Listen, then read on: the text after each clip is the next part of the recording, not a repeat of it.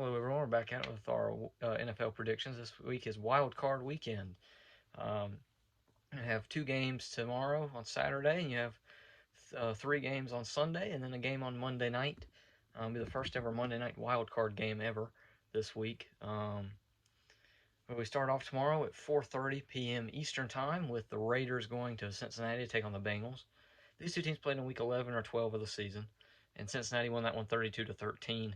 But they kept it was a close game until the very end because Carr threw an interception. The Bengals scored off that, and then the Bengals also scored again. Had like a long drive, and they scored again, and it was just then it makes the score look a lot worse than it actually was. Vegas was actually dominating that first half against Cincinnati, from what I do remember from when I watched that game back in Week 11 or 12, whichever week it was. Because Yannick Ngakoue and Max Crosby were getting to Joe Burrow, and he just couldn't do anything.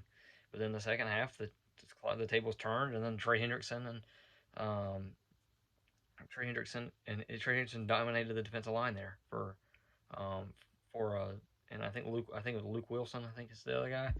Um, he also was dominating as well on the at the linebacker position for or maybe is his name actually Logan Wilson? Hold on.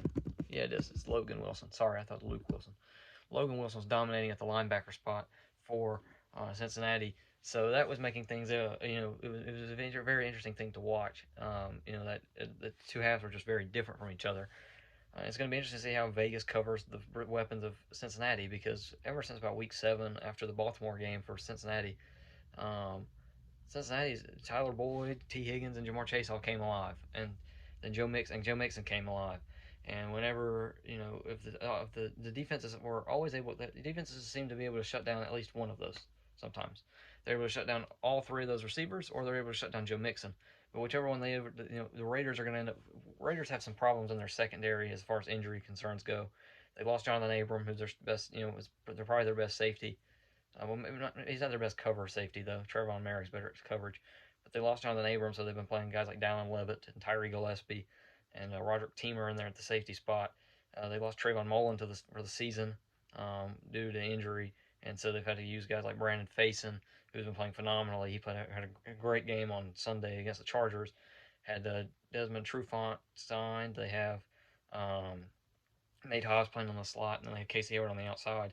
So so it's going to be Nate Hobbs is going to be on Tyler Boyd the whole game. I'm not worried about that matchup. I think Vegas is able to defend that and be okay there. Where I'm worried is T. Higgins going against one of Brandon Faison or Casey Hayward. That's where I get concerned. Is T. Higgins, and I think T. Higgins. I think if Jamar Chase is lined up on Casey Hayward, then I think I'm worried there as well. That's where I start to worry. I'm not worried about Vegas's front seven stopping Joe Mixon. I think they can do that. I think they can do that. Be good with that.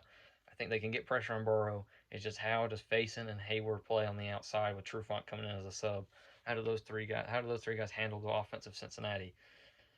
And I don't know how it's going to be. Now, I think Vegas is going to be able to just absolutely get to Joe Burrow if they play like they did on Sunday against Justin Herbert. If they do that, then I'm not worried at all about how Vegas plays because Joe Mixon's not as much as a pass catching running back as Austin Eckler is. So that takes out a little bit. It makes him a little bit less of a threat than Eckler is. As Eckler's lethal in the passing game as well as a running game, just as good as a pass catching back as he is a running back. So that makes things a lot interesting. And I'm going to take Cincinnati here because they're at home and also because Vegas played on Sunday night in a 70-minute football game where it went to overtime. Everyone on that team is basically playing in their first ever playoff game, I think, or a lot of guys are, except for like Yannick Ngakoue. I mean, there's a few guys that are playing this. They've been to the playoffs before, but they have very limited experience. This is Derek Carr's first playoff game, and he's like 31, 32 years old. So that's not a good thing for obviously his first game would have been 5 years ago, or 6 years ago, whenever they played against the Texans, but he obviously broke his fibula against the Colts in week 15 or 16, and then they had to go to Matt McGloin, who ended up breaking his leg, and then they had to go to Connor Cook from Michigan State to come in and play a playoff game, and they went to a third-string quarterback for a playoff game. Not going to go well, and now they have Carr back. That makes things a lot interesting. And then you look at this Vegas offense compared to the Cincinnati defense. Vegas has some interesting wide receivers because Hunter Renfrow is probably one of the best route runners in the NFL. Darren Waller's starting to come back, get healthy. That makes things a lot. This game is going to be a fun one to watch tomorrow. With the way these two teams they've already played each other, so there's some familiarity within these two teams. But these two teams played each other tough the first time around, and I expect the same thing. But I think Vegas will falter in the final quarter, and I think it will be like a 28-24 type game here with Cincinnati getting like a game-winning touchdown drive, or like a touchdown drive like 2 minutes left in the game or something like that's going to happen. But I would not be surprised if Vegas did win though, because I actually think that they're a team that could upset Cincinnati. They are a team I have for an upset watch for Cincinnati. But I mean, you say, I did say the Raiders have an experience. Cincinnati has even more inexperience because they got a quarterback who's making, quarterback, rookie wide receiver. I mean, they've got three young guys. I mean, they got a second year, and their two best receivers are a first year receiver and a second year wide receiver. Now, granted, those two guys are really good at what they do, but there's just two. It's just inexperience on both sides of the ball for Cincinnati, or both teams have inexperience on both sides of the ball. It's going to make for an interesting game to see how these two teams handle each other's playoff atmosphere. However, the Raiders have played in had to play like a playoff team for the last 4 weeks. That gets them in that mindset, and I do think that they actually could win. That's why I think they can win this one. It's because they've been in that playoff mindset. Like, if we lose, we're probably not going to make the playoffs type mindset. And then if we win, it's like a just keep winning type thing. And I think Vegas is going to could be able to take care of Cincinnati and knock them out and be, ruin surprises, be a buzzkill to Cincinnati's party. I will not surprise me, but I'm going to take Cincinnati here to beat the Raiders. Then we have the nighttime game, which comes on right after that game concludes. It's New England Patriots going into Buffalo to take on the Bills. The biggest factor for me here is weather, because Devin Singletary and Zach Moss are not the best running backs in the league. I mean, nor is Damon Harris and Brandon Bolden and Marquez Stevenson, but or I think his name's Marquez Stevenson. Oh no, it's Ramondre Stevenson. I got him and Marquez Valdes-Scantling mixed up somehow. That doesn't make a lot of sense to me. But those three guys are okay, but it just I don't know. It's just gonna be interesting. I think the way that New England runs the ball, I think New England's running game is what's going to really separate these two teams. New England has Bill Belichick on their side, and I just don't know if you can trust Josh Allen to throw the ball 20 times again, because this weather is going to be bad. The weather's calling for like it's feel like a 1 degree. It's gonna be like 1 degree outside. It's just gonna be miserable for the players. And we've seen what happens when these two teams play in this awful weather of Buffalo. I think it's gonna be high winds. So with the winds being bad and their running game not being great in their secondary, I mean, it doesn't matter what their secondary does. I think New England's probably going to win this one. However, I'm going to take Buffalo because I think Buffalo just has that hunger to them. I think they want to win. And I think they just, they have something. They're trying to show something here. I think what's going to come down to is also Mac Jones is going to end up. Buffalo's going to put New England into a situation where they have to throw the ball. And Mac Jones just is not going to be able to. I think Mac Jones is going to be the biggest thing for me. If he plays well, New England will easily get a victory. If he plays poorly, then I'm going to have to say that if he only has to throw 3 passes, then New England's going to win the game, because there's just no way that Buffalo just lets New England run all over them. I think Buffalo's going to make it interesting. I think New England will make it interesting, but I think Buffalo's going to eventually pull away, and I think the game will be like 13-10 or something like that, 13-7. Just something like really low scoring, maybe even like a 19-14 type game or something. Just something really low scoring and something that's just kind of unexpected as far as the scoring goes. It might be like a 7. My final prediction would be 17-13. I think one of those two teams. I think Tyler Bass might no, I don't know. It'd be 17-14, and we might pick with the Bills winning off a game-winning Tyler Bass field goal. Then we have Sunday at 1 p.m. This game's supposed to have a lot of rain. It's Philadelphia going to Tampa Bay, and the Buccaneers. Tampa Bay is the reigning world champions. They're the heavy favorites in this one. I have no reason to pick against the Buccaneers here. I'm pulling for the Eagles to win because I do not like the Buccaneers. However, I have nothing I can really do to say that New England or that Philadelphia is going to win. Philadelphia has taken care of Tom Brady in the past. We saw that in Super Bowl 52. This is a different coach, a different team, a different player, a different quarterback. So, I think you see Jalen Hurts is, Jalen Hurts is good. I think Philadelphia is going to be able to, their run game. If they get that going, I think they could, make this. They're going to make this thing competitive. And I think it'll be like 28-20 or something like that, 31-27, Tampa Bay winning. Because I think that Philadelphia is going to make this way closer than people are going to want to say. Because New England or Tampa Bay is getting healthy. They got Fournette back. They got Levante David back. They're getting their guys back that are getting out. They're out with injury. Yeah, no, Antonio Brown hurts. Yeah, having no Chris Godwin's going to hurt. That's obviously going to hurt your team and your chances of winning. But with the way Philadelphia, I don't think I can trust Philadelphia enough. With first-year head coach going against the team that this is the first year.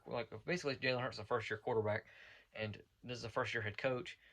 First-year scheme here for Philadelphia. They really overachieved really, to be honest. Philadelphia is probably wasn't supposed to be a playoff team. They're probably not supposed to be here. However, yet they're not the worst team that's even in the whole entire playoff picture. I would take them over a few teams. Um, but let's see. Debo Samuel and Aaron Rodgers made first team All Pro from AP's list. They just released that. That's the only two I've seen so far that have made the list. But I have no reason to pick against Tampa Bay, and I think that New England, or I mean, Tom. I think Jesus, I'm struggling to even. I'm talking about playoffs. I'm talking about Tom Brady, and now I'm thinking New England Patriots. This is bad news for me. But I'm going to say Tampa Bay is going to beat Philadelphia, and I think Philadelphia will make things a little bit interesting. But I think Tampa Bay is just going to shut them down because Tampa Bay is not going to doesn't really with Vita Vea and Joe Tryon and Shaq Barrett and Nakamanon Sue and Levante David. They don't allow teams to just run all over them, and I don't think they'll be any different with Philadelphia. I think Philadelphia can make it interesting, but I think it'll be Tampa Bay winning this one. Then 4:30 after that game ends, then we have San Francisco going into Dallas taking on Cowboys.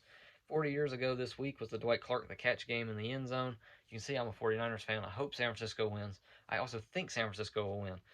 The way I think it'll go is San Francisco beats Dallas this week, but I think when they play Green Bay, they make it close but fall in the last quarter because they got to start relying on Jimmy Garoppolo to throw the ball, and it just kind of struggled for them. I think San Francisco is going to be able to play smash mouth football and play the way that they want to play football against Dallas. However, I don't think they'll be able to do it as much against Green Bay. Green Bay getting healthy, getting healthier.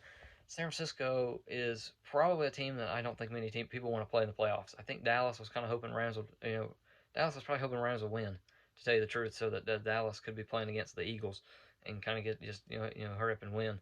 So, but I think it'll be, I think San Francisco will probably, I think San Francisco will probably beat Dallas here because Dallas hasn't played. Dak Prescott hasn't played the same since he missed that game on Halloween with his calf strain. He's not played he's not played the same ever since coming back, and their offense has just not looked the same. Their defense has their defense has guys like Trayvon Diggs who can make plays.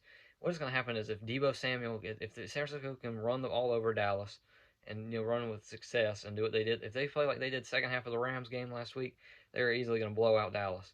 However, if Dallas can kind of have, if Dallas can play like the Rams did in the first half and keep that same intensity, like if it's like first half Rams versus second half 49ers, the Rams game last week, this is going to be a game. This is my game of the week for the playoffs, because these two teams have not played each other this season. It's the only game that's a non-rematch from this season. I'm not even kidding.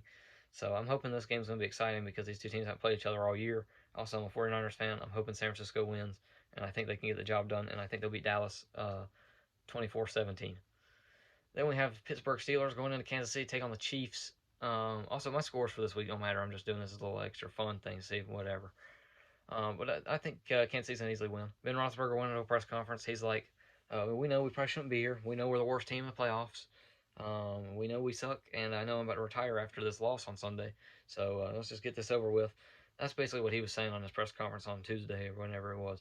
So Kansas City's going to easily win. I don't think Kansas City's saying, oh, well, we're not going to take it lightly. We know, or we're not going to take them lightly. We're not going to be like, oh, it's Pittsburgh. They got a 50-year-old quarterback. But I don't see it happening. I really don't. These two teams just played each other a few weeks ago. Kansas City walked all over the Steelers. It was in the same building. It's going to be in the same building as the playoff game. I don't think it's going to change anything. I think Kansas City's going to easily get to the divisional round of the playoffs and go against the Cincinnati Bengals. And I think the score will be like 38-14. Then we have the Cardinals on Monday night. This is the first ever Monday night wildcard game in history. You're getting new history with the 18-week season and a Monday night wildcard game. This one's on ESPN. It'll be Cardinals going into Los Angeles taking on the Rams. These two teams played each other twice this season, split the series. Cardinals blew out the Rams in the first game, and then the Rams were able to edge out a victory over the Cardinals in the second one. Kyler Murray and the Cardinals have been on a slump recently. They have very little experience in the playoffs. Rams have that experience outside of Stafford, and I think the Rams will get the job done. I think Rams will win this one 28-24, 27-24, something like that. Something really close, 23-20 maybe. And I think the Rams will win, and I think that they'll be playing against the Buccaneers.